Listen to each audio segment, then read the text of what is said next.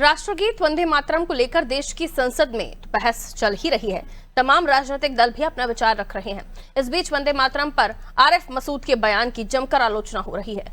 BJP नेता मसूद के बयान को लेकर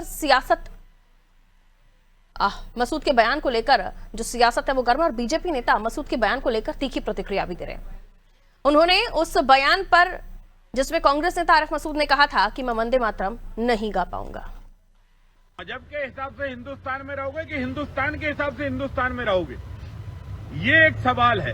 और इसलिए आरिफ मसूद जैसे लोगों को कान खोलकर सुन लेना चाहिए कि जब तुम्हारा मजहब वंदे मातरम गाने के लिए मना करता है तो वोट के खातिर तुम बिना नहाए धोए मंदिर में जाकर पूजा की थाली पकड़ लेते हो, लंबा त्रिपुंड लगवा लेते हो, वो तब तुम्हारा मजहब आड़े नहीं आता।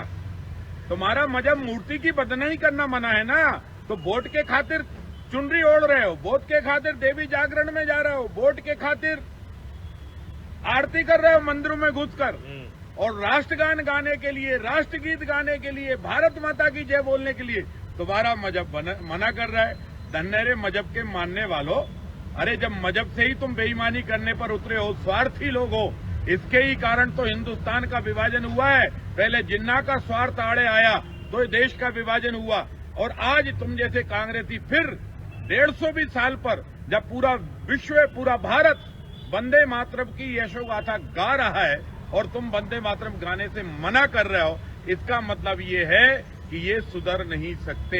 ये आज भी जिन्ना की मानसिकता लेकर चल रहे हैं।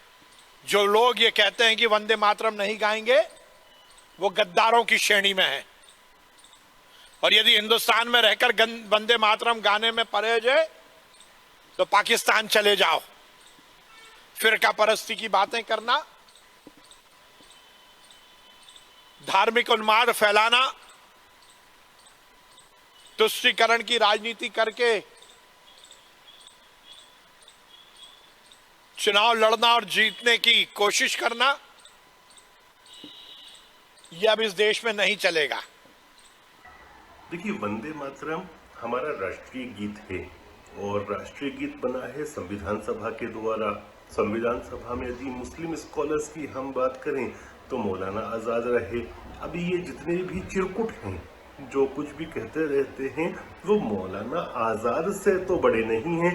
न नॉलेज में हैं, न अपने राष्ट्रवाद में हैं, न इस्लामिक ज्ञान में हैं। मजहब के हिसाब